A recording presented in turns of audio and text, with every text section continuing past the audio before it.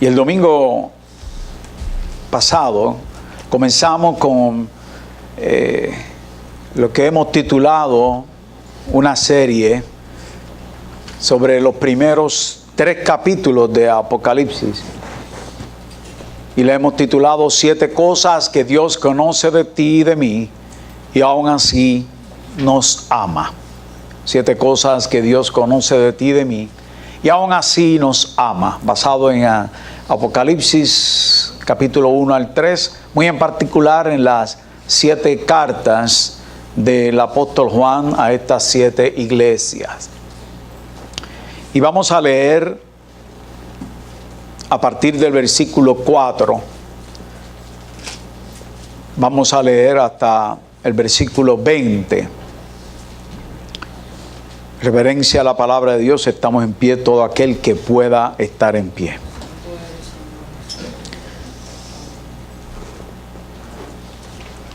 Esto se está grabando, así que hay un CD ya disponible sobre la introducción, la primera parte que dimos del domingo pasado. Usted puede hacer referencia a ella en el CD.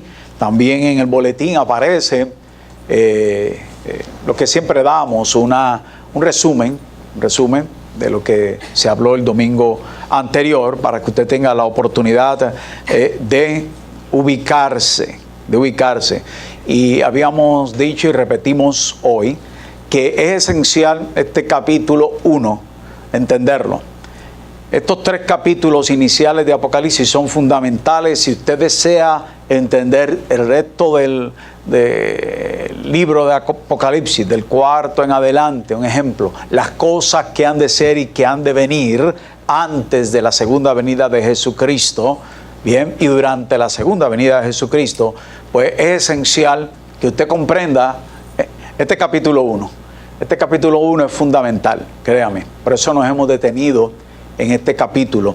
Bien, así que una vez más le pido su paciencia para conmigo y que podamos entender a cabalidad lo que nos quiere decir el Señor a través de este capítulo 1, porque es medular, es fundamental al resto de los capítulos y muy en particular de los capítulos 2 y 3, donde se encuentran las 7 cartas, los 7 mensajes a las iglesias. Amén.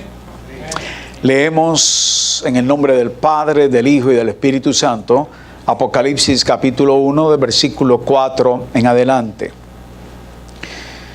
Juan a las 7 iglesias que están en Asia: gracia y paz a vosotros, del que es, y que era, y que ha de venir, y de los 7 espíritus que están delante de su trono, y de Jesucristo, el testigo fiel, el primogénito de los muertos, y el soberano de los reyes de la tierra, al que nos amó y nos lavó de nuestros pecados con su sangre, y nos hizo reyes y sacerdotes para Dios su Padre.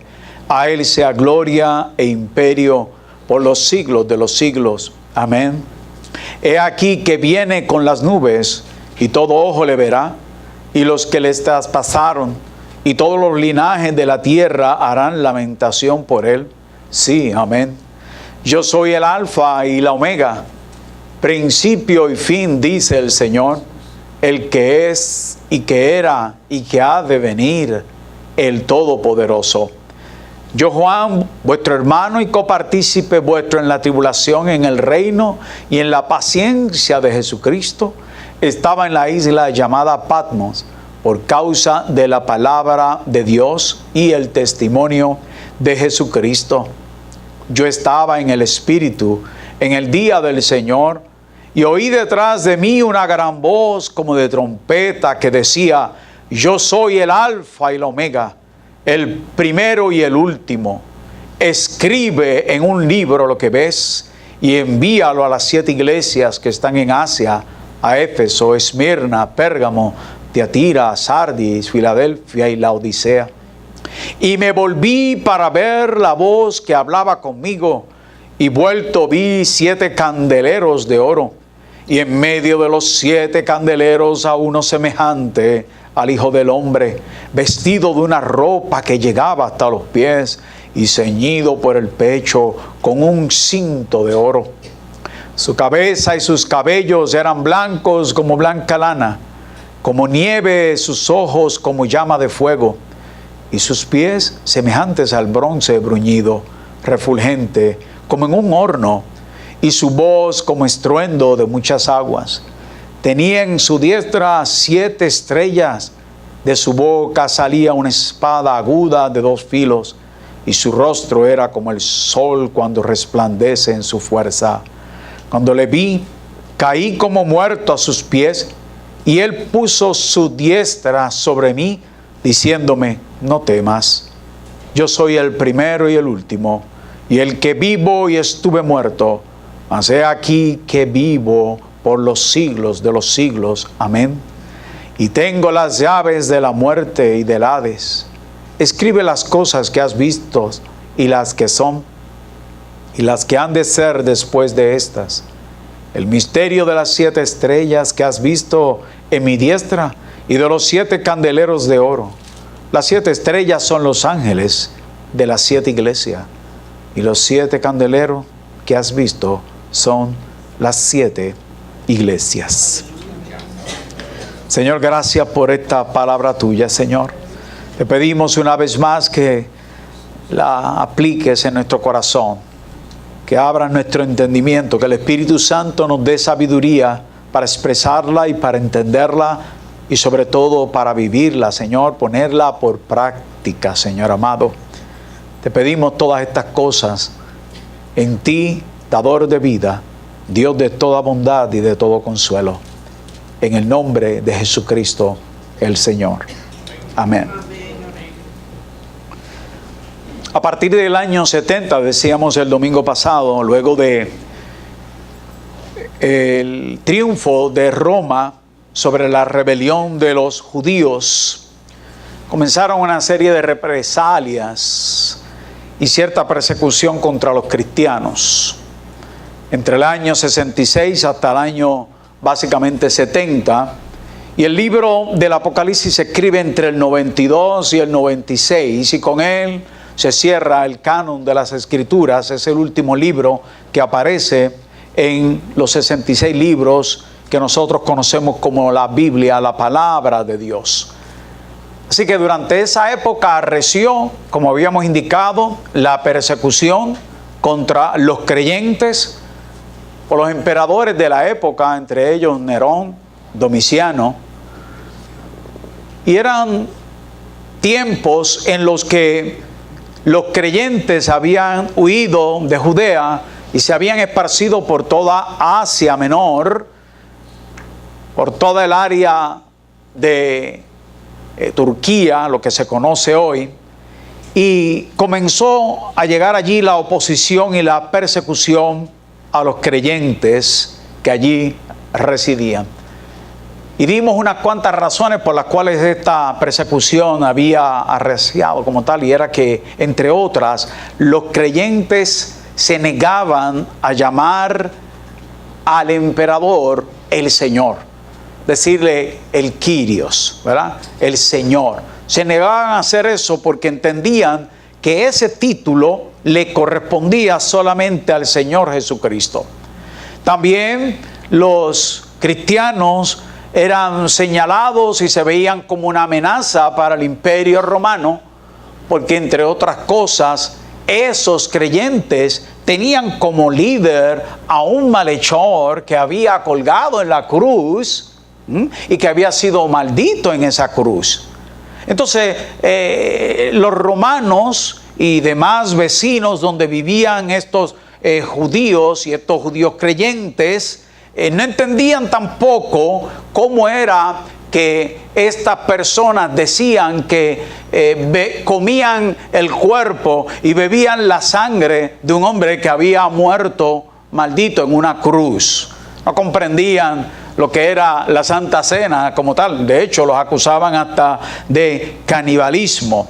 Y fue la lectura de este libro de Apocalipsis lo que transmitió a todos estos cristianos del siglo I la confianza y la seguridad y la esperanza de que el Señor Jesucristo, resucitado y glorificado, estaba con ellos en medio de sus tribulaciones. en medio de sus persecuciones, en medio de sus sufrimientos y de sus lágrimas, ahí estaba el Cristo resucitado. Y vimos un paralelo entre Apocalipsis 1 al 3 y Daniel capítulo 3, cuando ustedes recordarán que Sadrach, Mesach y Abednego, aquellos tres jóvenes hebreos, fueron echados a un horno de fuego porque se negaron a venerar y adorar la estatua que había erigido el rey Nabucodonosor de aquella época, ¿verdad? Y al negarse estos hombres, fueron echados en un horno que ardía por 7 veces. O sea que lo pusieron en high en aquella época, ¿verdad? Y dice la Biblia que en medio de ese horno, donde habían colocado 3 personas, allí se paseaba la figura de uno parecido al Hijo de los dioses o al Hijo del hombre, como conceptualmente conocemos. Y aquí en Apocalipsis la carta se dirige a las 7 iglesias. Había muchas iglesias para ese entonces en esa área, pero de seguro estas eran iglesias que estaban más relacionadas con el apóstol Juan y que destacaban una serie de características y situaciones y circunstancias que eran comunes a todas las demás iglesias de la época.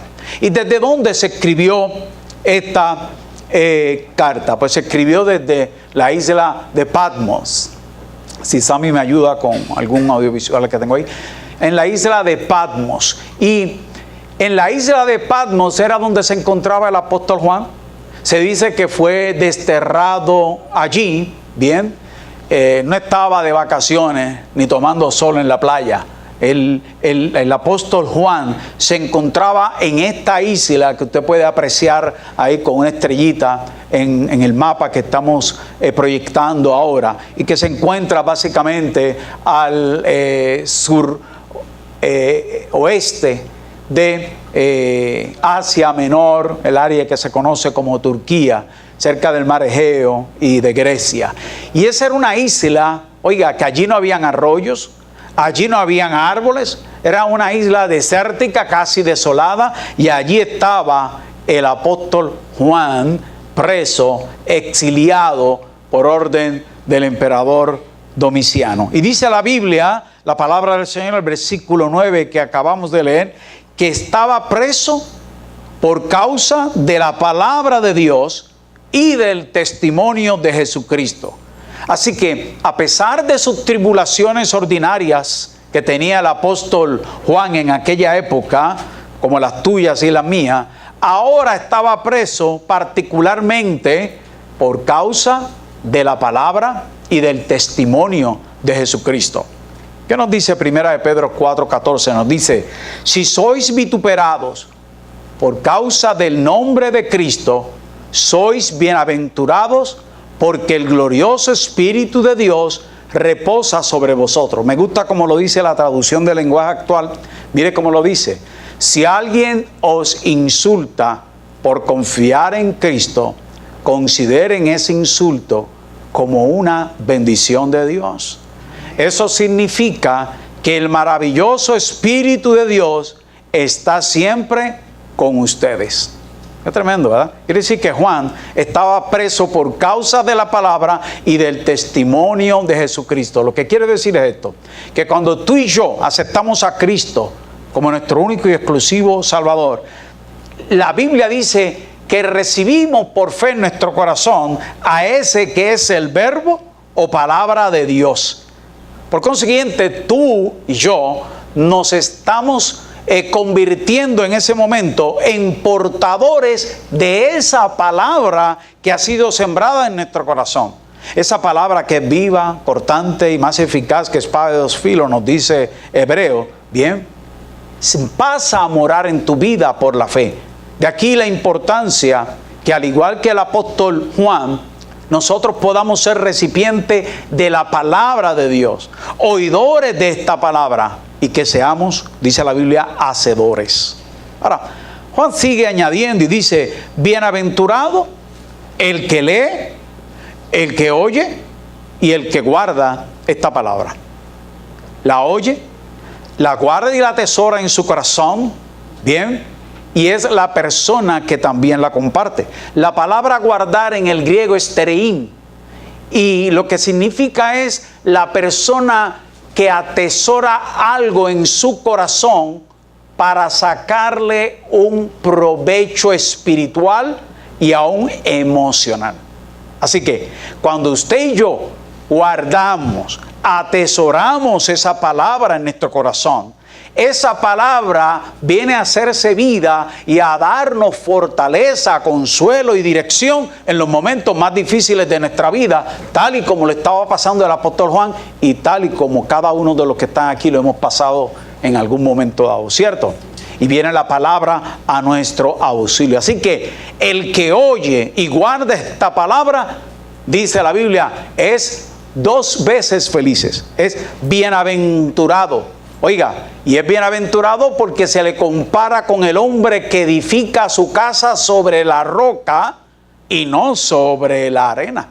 Así que cuando nuestra vida se marca, se nutre y se sostiene por el oír, por el leer de esta palabra, es esta palabra la que te va a sostener cuando vengan los momentos donde la tormenta y sus vientos arrecien fuerte en tu vida. Va a ser la palabra de Dios. Hay un corito que dice, forma tu casa sobre la roca, ¿verdad? ¿Ya? Forma tu casa sobre la roca, que Jesucristo la sostendrá. Que venga el río, que sople el viento, pero tu casa no caerá. Amén. Eso hizo Juan al recibir esta palabra. Ahora, ¿qué palabra fue la que él recibió? Dice la Biblia que fue la revelación de Jesucristo.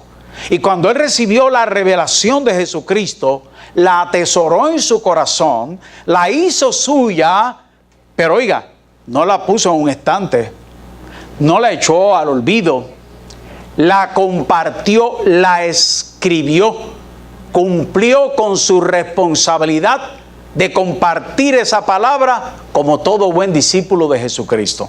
¿Qué nos dice eso a nosotros? Nos dice que cuando tú y yo recibimos la palabra de Dios, la recibimos para atesorarla, la recibimos para guardarla, la recibimos porque ella nos va a custodiar nuestra mente y nuestro corazón.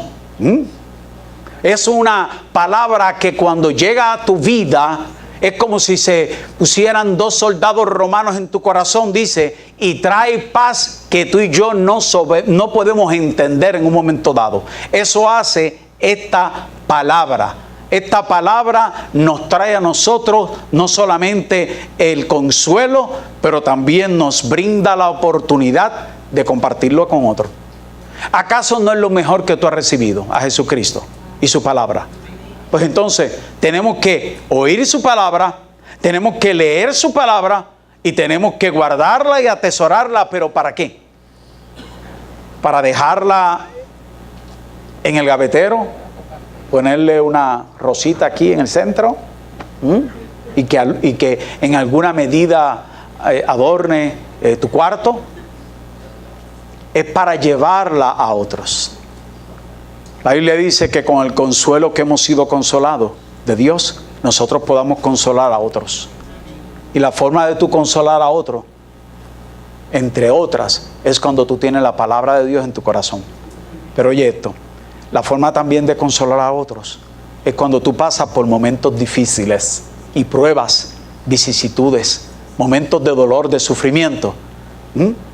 Esos van a ser momentos que, escucha esto, en ese futuro y a veces no muy lejano, Dios va a usar ese consuelo que Él te dio a ti para que tú vayas y le sirva de consuelo a otro.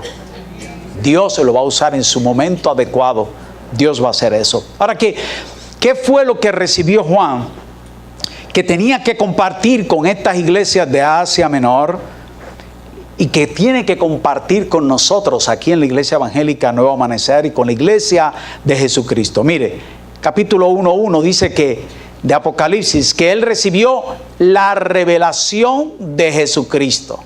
¿Qué quiere decir revelación? Pues revelación es eso, Apocalipsis. Apocalipsis es revelación. Nos transmite la idea de algo que ha estado oculto a los ojos por estar cubierto con algo que limita o impide ver la claridad.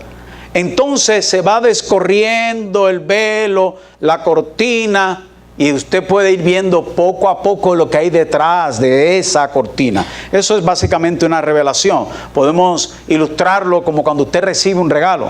Usted recibe un regalo, un paquete, una caja, y usted lo que ve es la envoltura, ¿cierto? Eso es lo que usted ve, la bolsa o la envoltura. Y puede ser que usted se imagine el contenido, pero usted no lo ve hasta que comienza aquí a desenvolverlo, a abrirlo, y a medida que va quitando la cubierta, entonces te vas alegrando y gozando hasta que descubre lo que finalmente te regalaron, ¿verdad que sí? Y así es nuestro conocimiento del Señor Jesucristo. La revelación del Señor Jesucristo se nos da por la iluminación del Espíritu Santo en la medida en que tú vas leyendo sus páginas.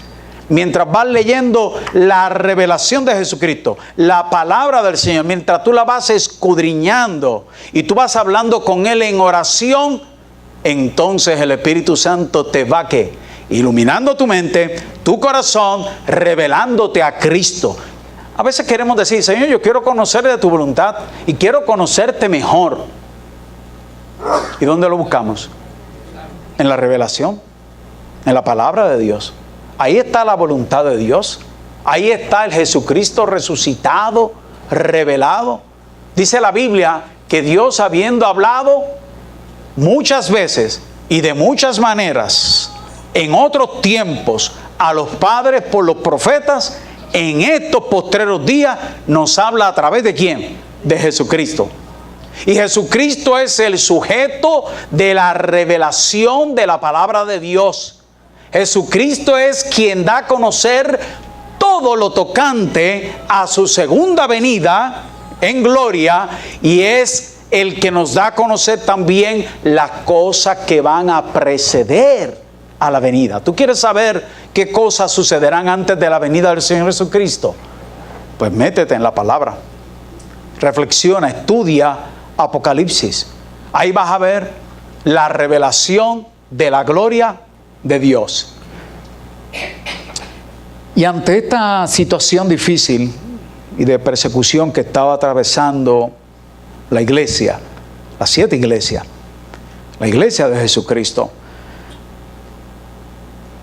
era menester, mire esto es importante, era menester que Juan, el autor de esta epístola, al escribir esta carta, lo hiciera en el nombre del Trino de Dios. Tenía que destacar la gloria de Jesucristo si él quería hablar acerca de la revelación de Jesucristo. Si usted va a hablar acerca de Jesucristo, usted tiene que destacar ¿a quién? A Jesucristo. Y mire cómo dice el versículo 4. Vaya conmigo al versículo 4. Juan a las 7 iglesias, gracia y paz. Esto es, yo deseo que ustedes sean bendecidos. Yo deseo que ustedes reciban el favor de Dios. ¿De quién? Del que es, y que era, y que ha de venir. ¿A quién se refiere? Se refiere al inmutable Dios Padre, revelándose en la persona de Cristo. Así que note que en estos versículos ya el apóstol Juan está introduciendo la Trinidad. Está diciendo, yo saludo en el nombre de aquel que es, que era y que ha de venir.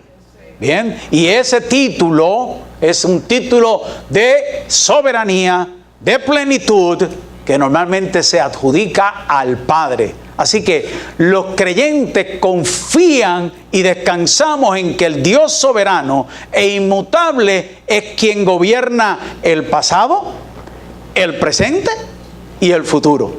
El que es, el que era y el que ha de venir. Ahora, él pasa a una segunda sección de esa salud y dice, yo los saludo también en el nombre de los 7 espíritus que están en el trono de Dios, haciendo referencia a la obra del Espíritu Santo en toda su plenitud, y por eso es que usa el número 7, ¿verdad?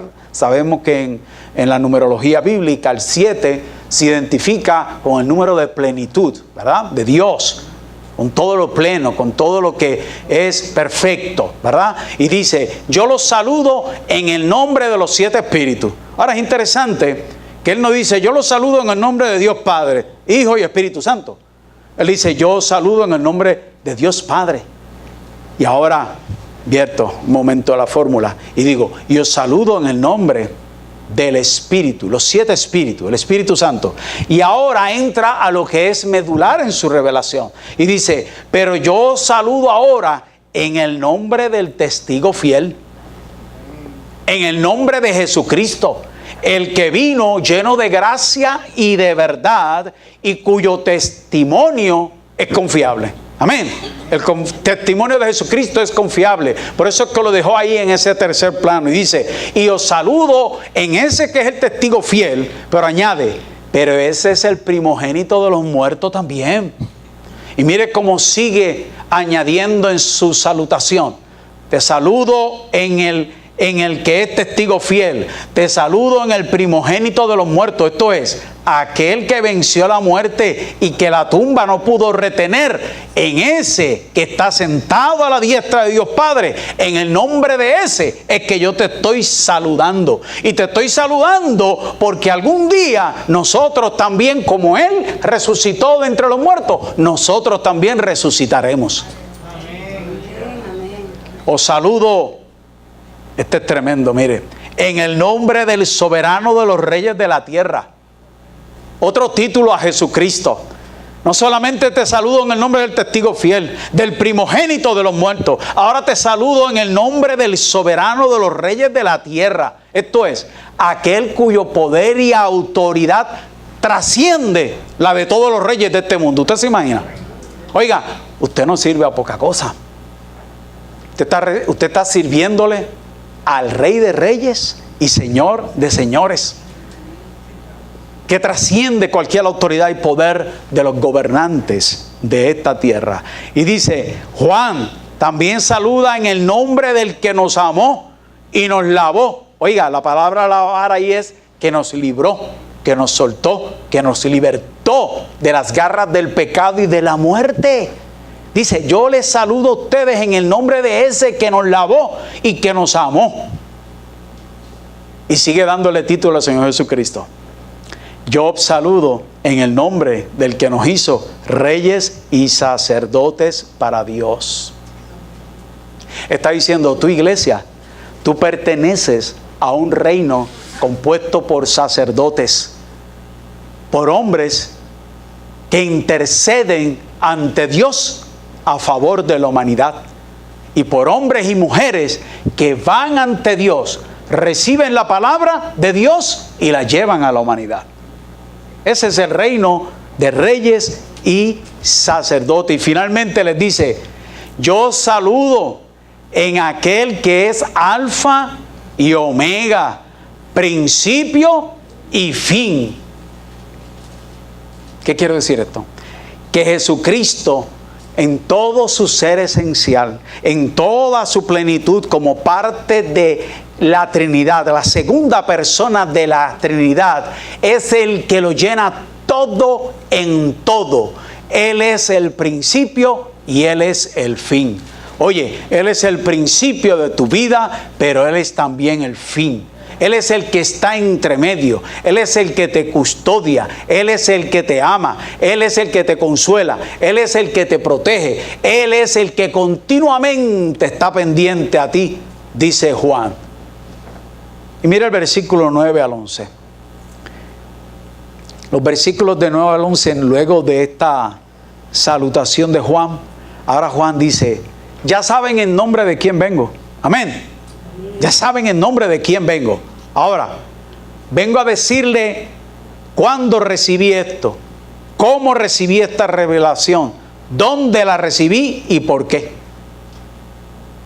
Y es que Juan, mire, antes de ser un mensajero de la revelación de Cristo, Juan debía contemplar la gloria de Jesucristo primero.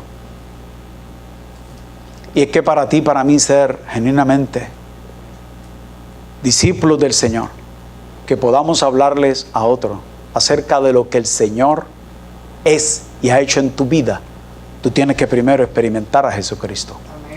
Tú no puedes dar lo que no tienes ni hablar de quien no conoces.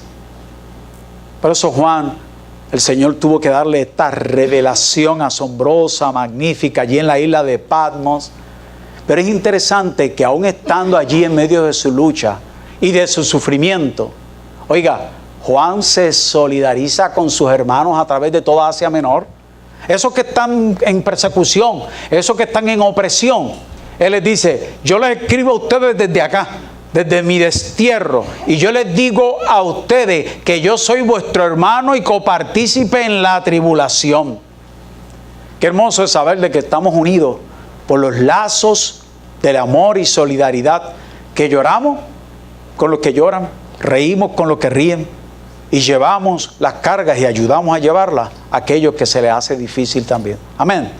Esa es la solidaridad de la que está hablando Juan. Y dice, y en medio de esta tribulación, ¿usted sabe lo que hizo Juan? Se reenfocó en lo que Dios le estaba dando. Hizo abstracción un momento dado de su sufrimiento y de su penuria y de su cárcel. Y dice él claramente que de momento se enfocó en la voz del Espíritu. Y dice que era una voz como de trompeta. Y esa voz de trompeta le dijo, escribe lo que ves y envíalo a las 7 iglesias. Así que fue en el Espíritu, dice la Biblia, que Juan pudo escuchar esa voz y que pudo escribir. Esto es, obedecer, amado. Y es que la naturaleza carnal se tiene que sujetar a la voz y a la obra de Dios cuando Dios está obrando. Si Dios te habla y te habla en el Espíritu, escúchalo y obedécelo. Es la voz del Espíritu que te quiere usar. Pero dice la Biblia que cuando tú tratas de andar en el Espíritu, ¿qué hace la carne? Se revela. Por eso Pablo decía, andad en el Espíritu y no satisfagáis los deseos de la carne, pues estos se oponen entre sí para que no obedezcáis al Señor. Y Juan dice en el versículo 12, me volví a ver la voz. ¿Cómo es esto de me volví a ver la voz? Bueno, porque la voz la escucha detrás de él. Aquí quiere saber quién está detrás de él. Y dice que lo primero que vio fue 7 candeleros de oro. Que significan, ¿quién? Las 7 iglesias. Y el candelero de oro tenía una función. Y era ser portador de luz. ¿Recuerdan? En el Antiguo Testamento, en el tabernáculo y en el templo. Ellos no tenían luz propia.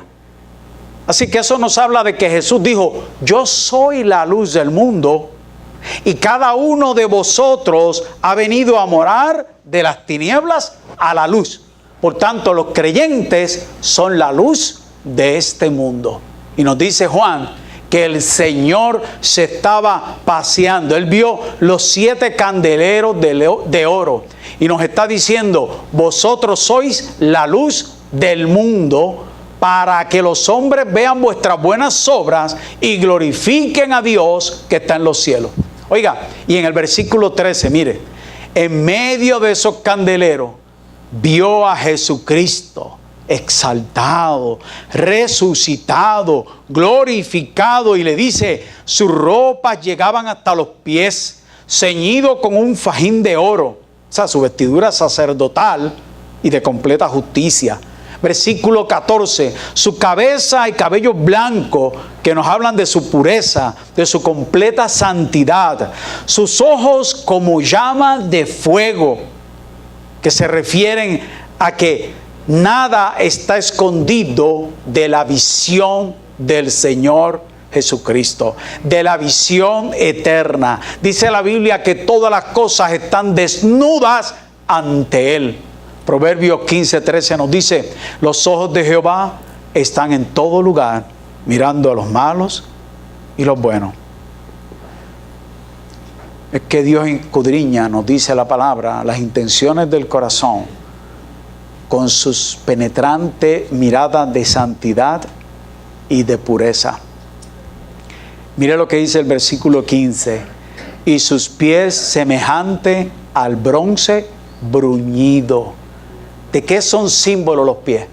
Los pies son símbolos de firmeza, de estabilidad, de dirección. Y la Biblia dice que Dios aplastará en breve a Satanás bajo vuestros pies. Lo que quiere decir es que el caminar del creyente debe ser uno en dirección a la verdad, al amor y a la justicia, y en contra del odio, de la maldad y de la mentira. Amén. Nótese, amado, hemos querido coger estos versículo por versículo para que usted vea cada característica del Señor que destaca el apóstol Juan. Y vamos a ver más adelante cómo cada una de esas características son con las que empieza cada una de las cartas. Cada una de las cartas, vamos a ver más adelante, empieza indicando esa característica de la personalidad del Señor Jesucristo. ¿Por qué? Porque esa característica del Señor Jesucristo está íntimamente relacionada con la condición y circunstancia de la iglesia. Versículo 15. Su voz como estruendo de muchas aguas. Su voz como estruendo de muchas aguas. Fue esa la voz, ¿verdad?, que levantó a Lázaro de la tumba. Fue esa la voz que hizo que Jesucristo resucitara de entre los muertos. Y esa es la voz que escucharán todos aquellos que han muerto en Cristo Jesús, cuando sus cuerpos sean glorificados al sonar de la trompeta, nos dice la palabra. Y el versículo 16 nos dice: tenía en su diestra 7 estrellas. 7 estrellas. Símbolo de que Jesucristo es la cabeza y la autoridad absoluta sobre su iglesia. ¿Quién es? La autoridad absoluta sobre la iglesia, Jesucristo. Y dice la Biblia que nos tiene tomados de su diestra. Su diestra es tipo de su cuidado, tipo de su preservación sobre su pueblo, del amor que Dios tiene sobre su pueblo. Esa es su diestra. Oye, tu vida y la mía está tomada por la diestra del Señor Jesucristo. El Señor te tiene así de cogido de su mano, por su diestra, guiándote a toda verdad, a toda justicia, guiándote continuamente a través del valle de sombra y de muerte. Allí está el Señor guiándote. Y dice la Biblia en el versículo 16 que de su boca salía una espada de 2 filos. Esto nos recuerda que la palabra de Dios es viva, eficaz y más cortante que espada de 2 filos, que puede discernir tus pensamientos y las intenciones de tu corazón. ¿Por qué? Porque es la palabra de Dios y es la visión del eterno y santo Dios, Rey de Reyes, Señor de Señores. Así que cuando habla, penetra como espada y va y cumple todo aquello para lo que fue enviada. Y finalmente, en la descripción que da Juan, y esto es importante, versículo 16c, su rostro era como el sol cuando resplandece en su fuerza. ¿Usted se imagina eso por un momento? Tratar de imaginarnos un rostro que es semejante al sol cuando resplandece en toda su fuerza. Se ha dicho que el poder del sol es mayor que todas las termoeléctricas y plantas atómicas del mundo. Del mundo. Ahora imagínense el rostro del Señor Jesús, resplandeciendo en toda su fuerza, como un sol. Eso nos habla de poder. Eso nos habla de que no puede existir en este mundo poder mayor y fuerza mayor que la de Jesucristo. No puede existir. De la misma forma, tampoco hay vida fuera o separado de Jesucristo. Y aun cuando en su encarnación, dice la Biblia, que llegó de forma humilde, y cuando estaba en la cruz, su rostro no se reconocía, estaba desfigurado, No había atractivo en él alguno para que lo deseáramos o pudiéramos contemplarlo. Pero aquí en el Apocalipsis, ahora la historia es distinta. Aquí en el Apocalipsis vemos al Jesús que en esta ocasión no se ve cubierto con un ropaje de siervo sufriente, sino que su rostro resplandece y se ilumina con la fuerza del sol. ¿Podría usted imaginarse por un momento eso? Tener una simple idea de usted ver a Jesucristo como lo estaba viendo Juan en esta visión y cómo dice que sus ropas eran blancas, su cabello y su cabeza blanca, sus ojos como de fuego, sus pies como el bronce, su voz como estruendo de muchas aguas, tenía en su diestra 7 estrellas, de su boca salía una espada de 2 filos y ahora su rostro resplandece como la luz del sol. ¿No es una imagen poderosa esa? ¿No es una imagen poderosa esa? Es una imagen poderosa. Y dice la Biblia que ante esta poderosa y terrible visión del Cristo glorificado, ¿qué le pasó a Juan? Versículo 17. Dice, caí como muerto a sus pies. Caí como muerto a sus pies. Ahí tenemos una imagen más o menos simplemente para destacar, poder visualizar la enseñanza, ¿verdad? Caí como muerto a sus pies. Y esto nos recuerda a Isaías y Daniel, que tuvieron la visión del Cristo glorificado. Y era tan poderosa que dice que al ver a Dios, Isaías, y lo decía Daniel, el 3 veces santo, no se pudieron sostener. Y recuerdan cuando Pedro, ante el milagro de la pesca, aquella maravillosa y milagrosa, dice que tampoco se pudo sostener ante la presencia de Cristo, reconociéndole su deidad, y dice que cayó al suelo y desde allí dijo, apártate de mí, Hijo de Dios, apártate de mí, Jesucristo, porque soy pecador. ¿Y qué le dijo Jesús? Lo mismo que le dijo a Juan. Le dijo, no temas. El Señor le dijo a Juan, no temas. Yo soy el Todopoderoso, yo soy el que tengo la autoridad, yo soy el primero y el último, el que resucitó de entre los muertos, pero te digo, no temas, porque además de ese poder y autoridad, también el Señor tiene gracia y amor para sostener en tus momentos difíciles tu vida. Le está diciendo a Juan, no temas, Juan, has visto esto, pero no temas. Yo tengo las llaves de la muerte y del Hades. ¿Se imagina? Que Jesucristo es victorioso sobre la muerte, sobre la tumba.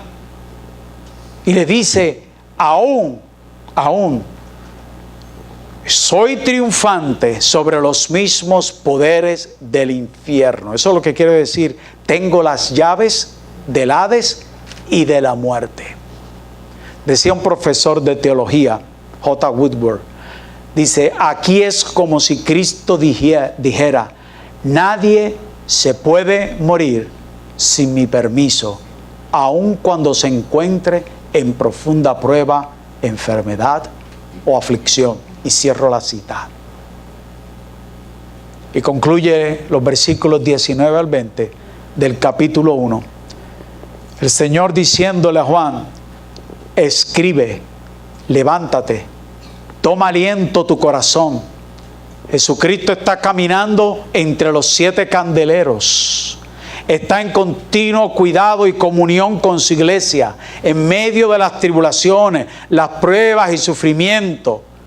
Allí está Jesucristo caminando en medio de su iglesia. Debemos conocer, entender lo profundo, en lo profundo de nuestro corazón, que Jesucristo es el enviado del Padre, el testigo fiel, el primogénito de los muertos, el soberano de los reyes de la tierra, el que nos hizo reyes y sacerdotes, el que es alfa y omega, el que se pasea y camina con vestiduras blancas en medio de su iglesia, el que tiene ojos como llamas de fuego, el que tiene pie firme como el bronce bruñido, su voz es fuerte como estruendo de muchas aguas, su palabra penetra como espada de su filo y su rostro es resplandeciente como el sol. ¡Wow! Ese es Jesucristo. Esa es la revelación que tuvo ante sí el apóstol Juan. ¿Y qué hizo el apóstol Juan ante esta asombrosa revelación de Jesucristo? Lo que tú y yo debemos hacer en esta mañana: rendirnos, entregarnos y caer ante sus pies. Amén. Inclina tu rostro, por favor.